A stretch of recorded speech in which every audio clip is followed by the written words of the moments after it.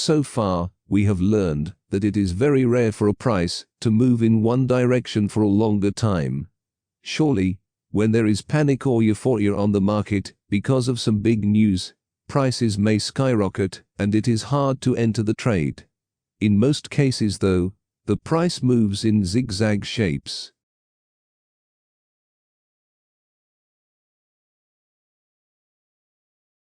Some traders call it waves, and there is a scientific concept called Elliott wave theory.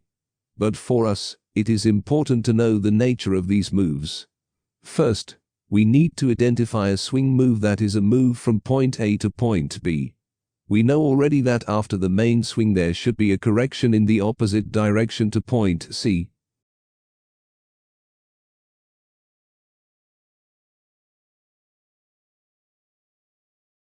When we see a move from point A to B, we wait for a move down to point C.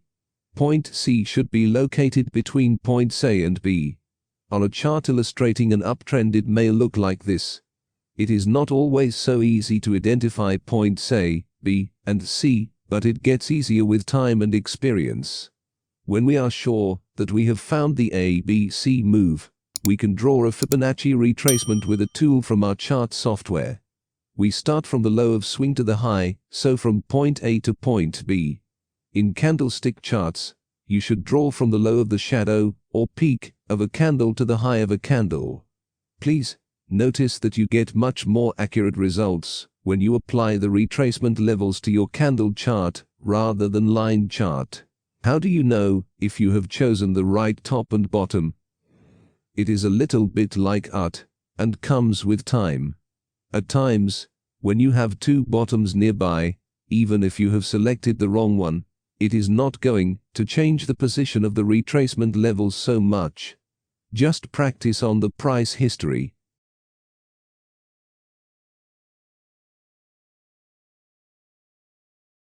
This is always a problem for new traders.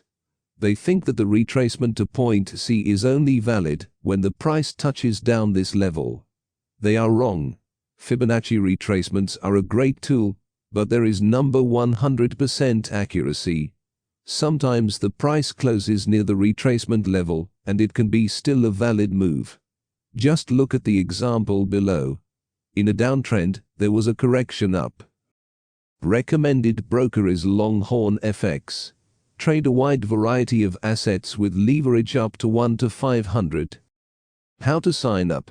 It's as simple as entering a few sign-up details and creating a password. Be ready to receive a welcome email where you can later verify your account. To secure your account, it's recommended an extra step of verification, even by call or text message.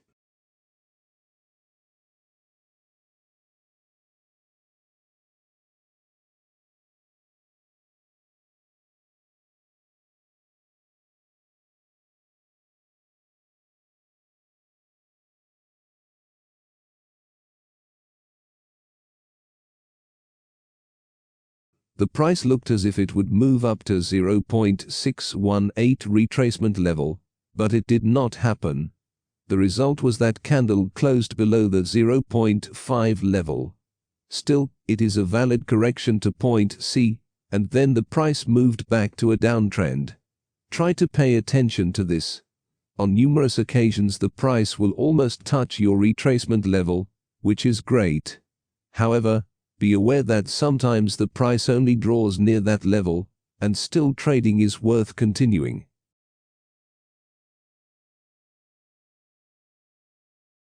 What retracement levels should I use? It is very confusing at the beginning, because there are many Fibonacci retracement levels, and some people use only specific ones, while others like to draw all the retracements. My advice is to try to use the standard levels. Over time, when you gain more experience, you will decide which are the most important ones and which ones you prefer to use. So, which levels should you start with? 23.6%, 38.2%, 50%, 61.8%, 78%. Why use the 50%? It is not a Fibonacci retracement, but still an important level, halfway up or down. So traders like to keep this retracement level together with other proper levels. Stick to these levels, and it should be enough to trade well when it comes to price correction.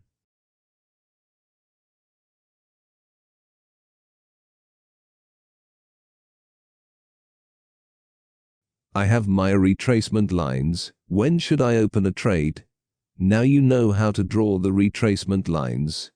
Thanks to them, you can enter a trade with a better price, which is always a good thing. But when should you enter a trade? That is the biggest challenge after drawing the right retracements levels. After drawing the retracement levels, you should decide when you want to open your position. We have confirmed that the main trend is strong and is up. After a swing move from A to B, there was a strong correction, so we have drawn the retracement levels. We are waiting to take a long position because the main trend is up. Personally, I don't enter a trade only with Fibonacci confirmation. Of course, I use a lot this tool as a confluence to my trade setup. Now we have 3 options of doing this. First option, you are willing to take bigger risk in turn for a possible bigger return. When the price almost reaches the 50% retracement, you go long at this level or a little bit above it.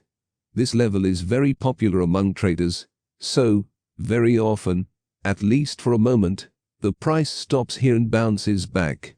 You can take the same action at 61.8% or 38.2% if you think that the correction ends and there is your point C. Remember, this may not be a bounce to new highs. You do not have the knowledge about it at the time of trading. Having seen the right side of the chart, and you know that in that case the correction ended on the 50% level. In real life, when you choose this option, you never know if the correction really ended at point C or it was just a false move. But if you are right, your possible profit can be very big. The second option is when you wait and watch how the price reacts towards the retracement levels. If you see that 50% is probably the retracement which a bounce back may occur from, you are ready to take a long position. But unlike the first case, you wait for another confirmation. It could be many things, such as a candlestick, a small double bottom, or simply something that is written in your trading plan. When there is a confirmation signal, you go long.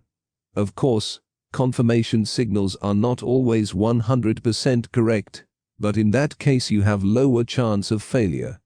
This, in my opinion, is a better way to enter trades. The ratio between risk and possible profit is very good. In this example, the trader decided that the signal will be a breakout of price above the trend line. As I have mentioned, you have to decide and test yourself what signal works best for you. In the third case, you wait until the price breaks above the recent high, the one you have used to draw your retracement levels, point B.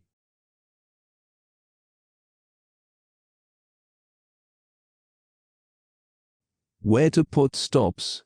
The Fibonacci retracements are great when it comes to placing stop losses. Let's assume that you have a long position opened after a correction to point C. Where should you place the stop loss order? I like to put it below point A, that is, below the place where the swing move started. If the price moves back down below point A, there is probably something wrong with the trend strength. It all depends on how aggressive you want to trade. Sometimes I place stop loss just below the 78% retracement line.